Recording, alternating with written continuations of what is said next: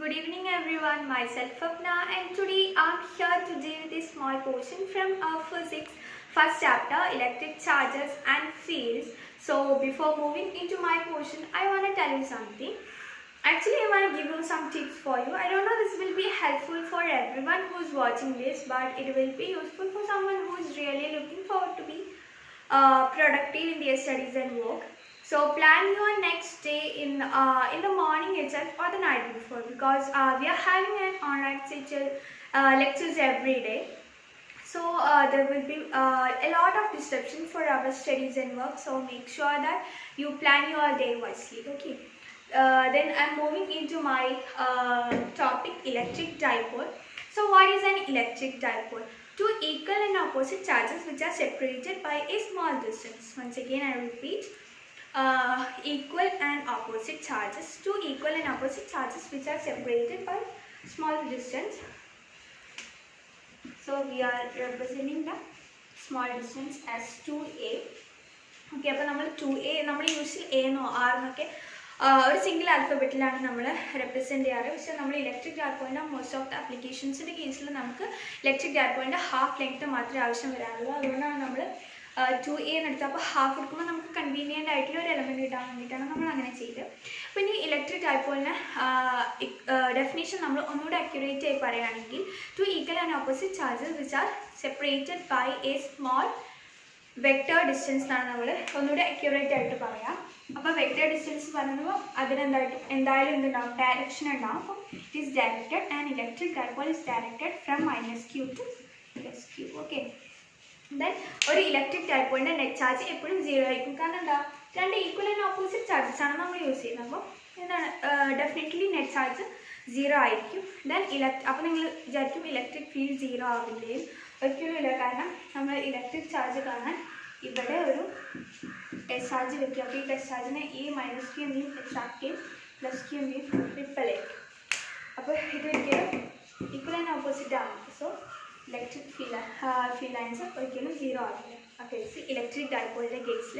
അപ്പോൾ ഇലക്ട്രിക് ഡൈപോളിനെ കുറിച്ചിട്ട് നമ്മൾ രണ്ട് കാര്യങ്ങൾ പറഞ്ഞു. ഇനി നമുക്കൊരു കാര്യങ്ങളോട് പറയാനുണ്ട്. ഇലക്ട്രിക് ഫീൽഡ് ലൈൻസിൻ്റെ സിമെട്രിയാണ് ഇനി പറയാനുള്ളത്.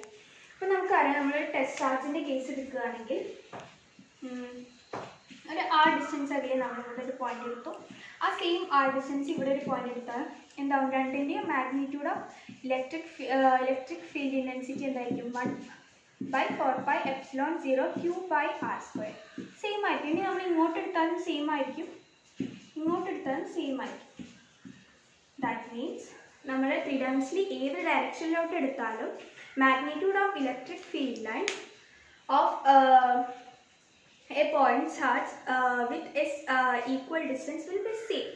അപ്പം we can conclude that it has a spherical symmetry. അപ്പം നമ്മുടെ ഇലക്ട്രിക് ഡൈപോളിൽ -q എന്ന് പറയുന്ന ചാർജിനും +q എന്ന് പറയുന്ന ചാർജിനും അതുപോലെ തന്നെ സ്ഫെറിക്കൽ സിമെട്രി ഉണ്ടാവും.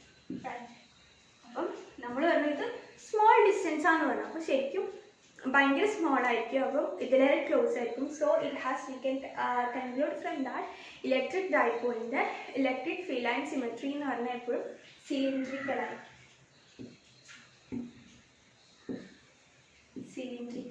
ഓക്കെ, സോ അത്രയേ ഉള്ളൂ ഇലക്ട്രിക് ഡൈപോൾ എന്ന് പറയുന്ന topic. So let's move in to next topic. Electric dipole moment എന്നാണ് നെക്സ്റ്റ് ടോപ്പിക് നമുക്ക് പറയാനുള്ളത്. It's also physical quantity. നമ്മൾ അതിനെ റെപ്രസെൻറ്റ് ചെയ്യുക പി എന്ന ലെറ്റർ വെച്ചിട്ടാണ്. So electric dipole moment is also a vector quantity and it is equal to product of magnitude of any charges and distance between them. That means +q -q which is separated by a small distance. Product of magnitude of any of the charges. So q into distance between the two. That is what is called electric dipole moment, and it is directed from -q to +q. Okay. So നമ്മൾ ഏതൊരു physical quantity പറയുവാണെങ്കിൽ അതിനെന്തുണ്ടാവും, ഒരു unit ഉണ്ടാവും. അതുപോലെ same way ഒരു dimensional ഫോമിലും ഉണ്ടാവും. അപ്പം എന്താണ് ഇലക്ട്രിക് ഡൈപോൾ മൊമെൻറ്റിൻ്റെ യൂണിറ്റ് എന്ന് നോക്കാം. നമ്മൾ ചാർജിൻ്റെ യൂണിറ്റ് ഈ ചാപ്റ്ററിൽ തന്നെ നമ്മൾ സ്റ്റാർട്ടിങ്ങിൽ പഠിച്ചത് എന്താ? കൂലം. അപ്പം നെക്സ്റ്റ് വൺ ഈസ് ഡിസ്റ്റൻസിൻ്റെത് മീറ്റർ. നമ്മൾ എപ്പോഴും മേക്ക് ഷുവർ ചെയ്യാൻ നമ്മൾ സെൻറ്റിമീറ്റർ എന്നോ അല്ലെങ്കിൽ മീറ്റർ കൂളംബ് എന്നോ അല്ല എഴുതുന്നത്, കൂളം മീറ്റർ എന്നാണ് എഴുതുന്നതെന്ന് നമ്മൾ എപ്പോഴും ഉറപ്പിക്കുക. Then next one dimensional formula. Dimensional formula എന്ന് പറയുമ്പോൾ ക്യൂവിൻ്റെ ഡയമെൻഷണൽ ഫോർമുല 80 ആണ്. ദെൻ ലെങ്ത്തിൻ്റെ എന്താണ്? L ആണ്. So which is equal to 80L. പിന്നെ നമ്മൾ ഈ കൂളം മീറ്ററിനെ ഓൾസോ നമ്മൾ ഡിബേ എന്നും പറയാം. So that's all about electric dipole moment. Okay, ഇനി നമ്മൾ കാണാൻ പോകുന്ന electric field intensity on axial line of electric dipole ആണ്. Electric field intensity on a axial line of dipole. Okay, അപ്പോൾ നമുക്ക് ഒരു -q charge plus q charge which is separated by a distance 2a. Centre എന്ന് പറയുന്നത് O ആണ് നമ്മുടെ അടുത്തേക്ക്. So നമുക്കറിയാം ഒരു ഇലക്ട്രിക് ഡൈപോളിൻ്റെ ആക്സിസ് ആണ് ഇത്. അപ്പോൾ നമ്മൾ ഈ ലൈൻ എക്സ്റ്റെൻഡ് ഉണ്ടാവും, ഇത് ആക്സിയൽ ലൈനാവും. അപ്പോൾ നമ്മൾ ആക്സിയൽ ലൈനിൻ്റെ ഒരു പോയിൻ്റാണ് ഇവിടെ കൺസിഡർ ചെയ്യും പി. അപ്പോൾ നമ്മൾ ഇവിടെ എന്നല്ല എല്ലാ കേസിലും ഡൈപോൾ മൊമെൻറ്റിൻ്റെ ഡയറക്ഷൻ എങ്ങോട്ടാണ്? ഫ്രം -q to +q, ഈ ഡയറക്ഷനാണ് ഉണ്ടാവുക. അപ്പോൾ ഈ എടുത്ത ടെസ്റ്റ് ചാർജിൽ പ്ലസ് ക്യൂവിനും ഒരു ഇൻഫ്ലുവൻസ് ഉണ്ടാവും, അതുപോലെ -q-ൻ്റെ ഒരു ഇൻഫ്ലുവൻസ് ഒരു എക്സ്പീരിയൻസ് ചെയ്യും. അപ്പോൾ നമുക്ക് അതിൻ്റെ അത് നോക്കാം. പ്ലസ് ക്യൂ എന്താ ചെയ്യുക? ഇതിനെ റിപ്പൽ ചെയ്യുക. -q എന്താ ചെയ്യുക? അതിനെ അട്രാക്ട് ചെയ്യുക. ഓക്കെ, നമ്മൾ ഈ എടുത്തിട്ടുള്ള പോയിന്റ് എന്ന് പറയുന്നത് നമ്മുടെ ഡൈപോളിൻ്റെ സെൻറ്ററിൽ നിന്ന് r ഡിസ്റ്റൻസ് അകലെയാണ് നമ്മൾ എടുത്തിട്ടുള്ളത്. ഓക്കെ, അപ്പോൾ നമുക്ക് എന്താ കാണേണ്ടത്? ഇലക്ട്രിക് ഫീൽഡ് ഇൻറ്റൻസിറ്റി, അതായത് ടോട്ടൽ ഇലക്ട്രിക് ഫീൽഡ് ഇൻറ്റൻസിറ്റി. അപ്പോൾ നമുക്ക് പ്ലസ് ക്യൂവിനും ഇലക്ട്രിക് ഫീൽഡ് ഇൻറ്റൻസിറ്റീസ് നമ്മൾ ആഡ് ചെയ്താലാണ് നമുക്ക് total electric field intensity on this axial line കിട്ടും. അപ്പോൾ നമുക്ക് സെപ്പറേറ്റ് ആയിട്ട് കാണാം. അപ്പം ആദ്യം നമ്മൾ -q-ൻ്റെ ആണ് ചെയ്യാൻ പോകുന്നത്. 1/4πε0 q ബൈ ഡിസ്റ്റൻസ് എത്രയാണ്? ഈ പോയിന്റ് തൊട്ട് സെൻറ്റർ ഓഫ് ദ ഡൈപോൾ വരെ r ആണ് ഡിസ്റ്റൻസ്. സോ ബാലൻസ് എത്ര ഉണ്ട് ഇവിടെ? a. അപ്പോൾ r + a the whole square. Then it's a vector quantity, so definitely there will be unit vector. അപ്പോൾ യൂണിറ്റ് വെക്ടറിൻ്റെ ഡയറക്ഷൻ നോക്കിയേ, നമ്മുടെ ഡൈപോൾ മൊമെൻറ്റിൻ്റെ നേരെ ഓപ്പോസിറ്റ് ഡയറക്ഷൻ. അപ്പോൾ എന്താ വരിക? മൈനസ്. ദെൻ നമുക്ക് നെക്സ്റ്റ് കാണാം plus Q. 1/4πε0 q divided by r minus a the whole square p cap. Plus ക്യൂൻ്റെതും ഡൈപോൾ മൊമെൻറ്റിൻ്റെ ഡയറക്ഷൻ സെയിം ആയതുകൊണ്ട് നമ്മളിവിടെ പി ക്യാപ്പ്. അപ്പം നമുക്കിനി ടോട്ടലാണ് കാണാനുള്ളത്. ടോട്ടൽ കാണാൻ നമ്മൾ എന്താ ചെയ്യുക? ഇതേ പ്ലസ് ഇത് രണ്ടും നമ്മൾ എന്ത് ചെയ്യും? ആഡ് ചെയ്യുക. ഓക്കെ, അപ്പം നമ്മൾ ആഡ് ചെയ്യുമ്പോൾ നമ്മൾ രണ്ടിലും കോമൺ ഉള്ള ക്വാണ്ടിറ്റീസ് നമ്മൾ പുറത്തെടുക്കണം. അപ്പം ഇവിടെ കോമൺ എന്താ? 1/4πε0 കോമൺ ആണ്.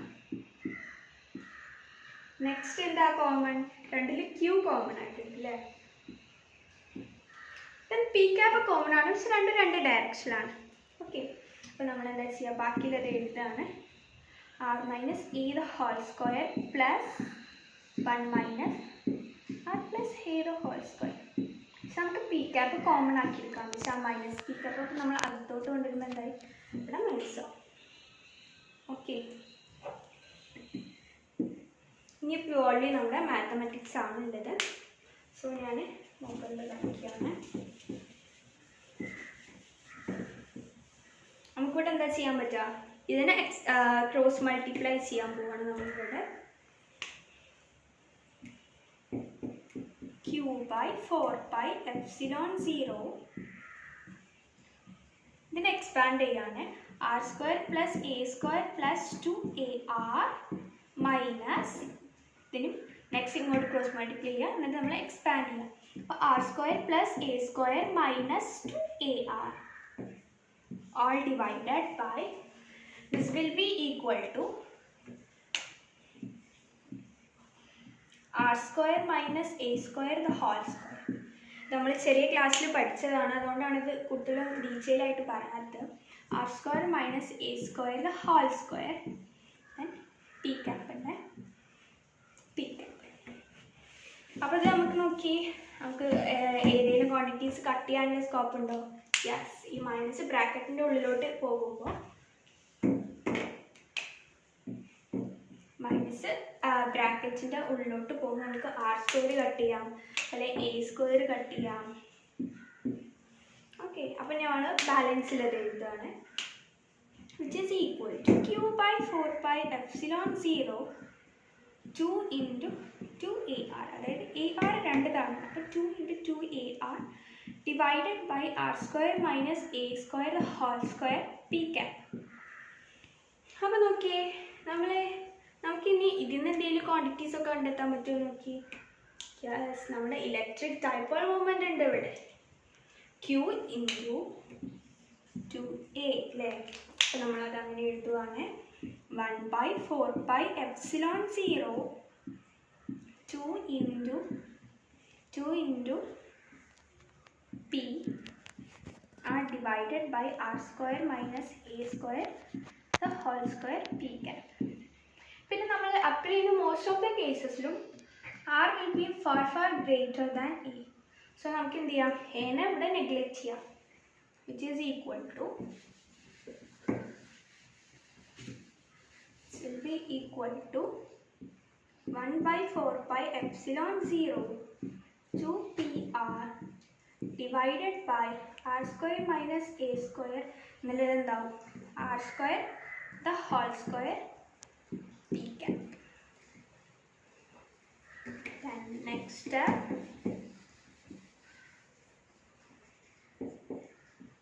1/4 epsilon 0 2p divided by r cube p cap. അതായത് ഇവിടെ r square raise to 2, then ഇവിടെ ആർ, അപ്പോൾ ഇത് രണ്ടും കട്ട് ചെയ്ത് പോകും. അപ്പോൾ ആർ ക്യൂബ് ആയി, ദെൻ പി ക്യാപ്.